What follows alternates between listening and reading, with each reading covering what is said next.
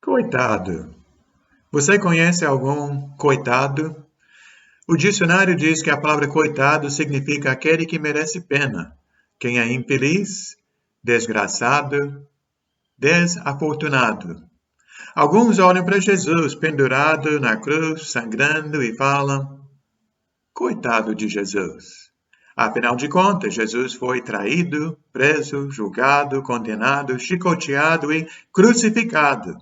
Às vezes tentamos imaginar a dor e a vergonha que Jesus sofreu.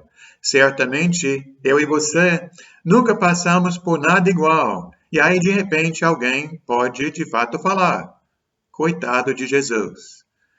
Pense comigo.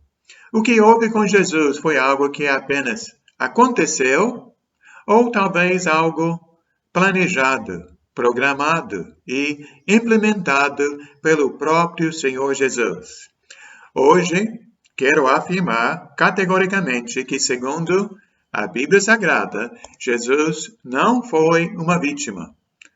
Você acredita que Jesus ficou à mercê da vontade das autoridades? Em Marcos capítulo 8, depois que o apóstolo Pedro afirmou que Jesus é o Cristo de Deus, a Bíblia nos diz que Jesus começou a ensinar seus seguidores que era necessário que ele sofresse muitas coisas, que fosse rejeitado pelos líderes religiosos, fosse morto e, 3 dias depois, ressuscitasse. Jesus falou claramente a esse respeito. E, em Marcos capítulo 10, a Bíblia relata que Jesus e seus seguidores estavam subindo para Jerusalém e Jesus ia na frente. Os discípulos estavam admirados, enquanto os que o seguiam estavam com medo. Novamente, Jesus chamou à parte os 12 e lhes disse o que iria acontecer. Jesus afirmou: estamos subindo para Jerusalém, e eu serei entregue aos chefes dos sacerdotes. Eles me condenarão à morte e me entregarão aos romanos, que zombarão de mim, cuspirão em mim, me açoitarão e me matarão. 3 dias depois, eu ressuscitarei. Jesus já sabia de tudo. E mesmo assim, ele foi em frente, com determinação e com coragem. Em João capítulo 18, Jesus foi com seus discípulos ao Monte das Oliveiras. Judas, o traidor, conhecia aquele lugar, porque Jesus muitas vezes se reunira ali com seus discípulos. Então Judas foi para o olival, levando consigo um destacamento de soldados e alguns guardas enviados pelos chefes dos sacerdotes e fariseus, levando tochas, lanternas e armas. E em João capítulo 18, do versículo 4 ao 6, o texto diz: Jesus, sabendo tudo o que lhe ia acontecer, saiu e lhes perguntou: a quem vocês estão procurando? A Jesus de Nazaré, responderam eles. Sou eu, Jesus disse. E quando Jesus disse, sou eu, os soldados e guardas recuaram e caíram por terra. Eu não sei você, mas eu acho isto incrível. Jesus estava lá, diante de dezenas de soldados armados. Jesus não tinha nenhum canivete na mão. E Jesus apenas disse, sou eu. E todos eles se recuaram e caíram por terra. Agora, alguém deseja falar, coitados ou soldados? Os evangelhos de João e Marcos nos informam que logo depois Pedro puxou uma espada, feriu o servo do sumo sacerdote, decepando-lhe a orelha direita. E o nome desse servo era Malco. E Mateus nos informa que Jesus olhou para Pedro e disse, guarde a espada, pois todos os que empunham a espada, pela espada morrerão. Você acha que eu não posso pedir a meu pai, e ele não colocaria imediatamente à minha disposição mais de 12 legiões de anjos? Como então se cumpririam as escrituras que dizem que as coisas deveriam acontecer desta forma? Naquela hora, Jesus disse à multidão, estou eu chefiando alguma rebelião para que vocês venham prender-me com espadas e varas? Todos os dias eu estive ensinando no templo e vocês não me prenderam. Mas tudo isto aconteceu para que se cumprissem as escrituras dos profetas. Então todos os discípulos o abandonaram e fugiram. Sim, amado irmão, Jesus não era, não é e nunca será um coitadinho. Jesus tinha à sua disposição mais de 12 legiões de anjos. Creio eu que um só anjo seria o suficiente para libertar Jesus naquela hora da mão daqueles soldados. E como nós já vimos, o próprio Jesus, com sua voz, havia feito todo mundo cair. Quem estava no controle naquele dia, naquela hora? Os soldados? O sumo sacerdote? Aconteceu que aqueles soldados e guardas acabaram prendendo Jesus, mas você pode ter certeza, Jesus estava no controle daquela situação. Tudo aconteceu do jeito que Jesus queria. Daí vem a pergunta: por que Jesus quis assim? Será que não existiam outras alternativas? Em João capítulo 12, do 31 ao 33, nosso Senhor Jesus declarou: chegou a hora de ser julgado este mundo. Agora será expulso o príncipe deste mundo. Mas quando eu for levantado da terra, atrairei todos a mim. E João ele diz isto para indicar o tipo de morte que haveria de sofrer. Quando você e eu lemos Mateus, Marcos, Lucas e João, fica claro e evidente que Jesus não quis ser um líder de um estado, nem liderar algum exército. E ele nunca saiu da Palestina para pregar em Atenas ou em Roma. Jesus poderia ter fundado um país onde a fome jamais existiria, um reino sem guerras e sem doenças. Mas não foi isto que Jesus fez. Em João capítulo 10, do 17 ao 18, Jesus afirmou: por isso é que meu Pai me ama, porque eu dou a minha vida para retomá-la. Ninguém a tira de mim, mas eu a dou por minha espontânea vontade. Eu tenho autoridade para dá-la e para retomá-la. Esta ordem eu recebi de meu Pai. Então, Jesus está pendurado na cruz do Calvário, em Mateus capítulo 17, versículo 29 e 40. E lá ficamos sabendo que os que passavam lançavam insultos contra Jesus, balançando a cabeça e dizendo: você que destrói o templo e o reedifica em 3 dias, salve-se! Desça da cruz, se és o Filho de Deus. E como Jesus é de fato o Filho de Deus, não foram, irmãos, os pregos que o prenderam àquela cruz. Jesus poderia ter descido. Mas e depois? Como a história de Jesus teria terminado? Na sua sabedoria divina, Jesus achou melhor permanecer na cruz para alcançar seu objetivo e para oferecer vida nova a todas as pessoas neste planeta Terra. O que é que o poder e a força não conseguem realizar? Jesus resistiu às tentações do diabo no início do seu ministério e Jesus não iria permitir que Satanás estragasse seu plano divino agora no final da vida dele. Escreva no seu caderno: Jesus não correu da cruz. Podemos até dizer que Jesus correu em direção à cruz. Um Jesus que buscava a fama e a popularidade não conseguiria atrair a todos.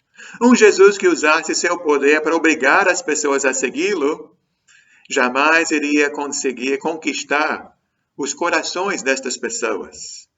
Será que Jesus sabia o que ele estava fazendo quando foi para a cruz do Calvário?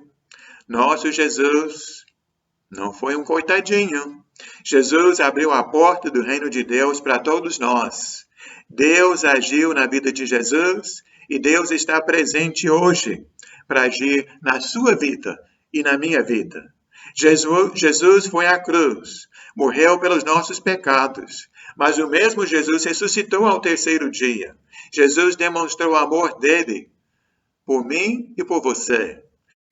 Jesus nos mostrou como vivemos neste mundo tão cruel, como nós podemos confiar em nosso Pai. Tudo que aconteceu naquela cruz não foi um acidente, nem uma falha no plano divino. Jesus se ofereceu, Jesus se entregou, Jesus morreu por mim e por você voluntariamente. Jesus se deu por amor a mim e a você. O desejo do Senhor é de nos ganhar e nos conquistar por meio deste amor. Ninguém é obrigado a seguir o Senhor. Deus poderia aparecer numa bola de fogo e assustar todo mundo. Mas, de uma certa forma, podemos dizer que Deus se esconde. Deus se esconde porque Deus nos ama. E Deus sabe que o amor precisa ser voluntário. O amor é algo dado voluntariamente. Eu não posso obrigar você a gostar de mim. Deus dá a você e a mim a liberdade de escolher. O que você e eu buscamos, afinal de contas, vai determinar o nosso caráter. Qual será a sua escolha? O que é que você está buscando? Nosso Deus, Ele deseja ser desejado. A cruz foi e é o melhor meio que o Senhor encontrou para nos atrair a Ele. Por que alguns, ou talvez muitos, não buscam a Deus? Será que o problema é falta de evidências, falta de provas? Ou o problema é que muitos preferem ser os seus próprios deuses e fazer sua própria vontade? Mas graças a Deus, pela graça de Deus, o amor de Cristo nos constrange, porque um morreu por todos. Ele morreu por todos para que aqueles que vivem já não vivam mais para si mesmos, mas para aquele que por eles morreu e ressuscitou. Paulo escreveu em 2 Coríntios, capítulo 5, versículo 15. Meu irmão, minha irmã, em Cristo, sua vida pode ser diferente. Por meio de Cristo e seu sacrifício na cruz, você e eu podemos entrar no reino de Deus. Nós podemos descobrir que é dando que se recebe, perdoando que se é perdoado, e é morrendo que se vive para a vida eterna.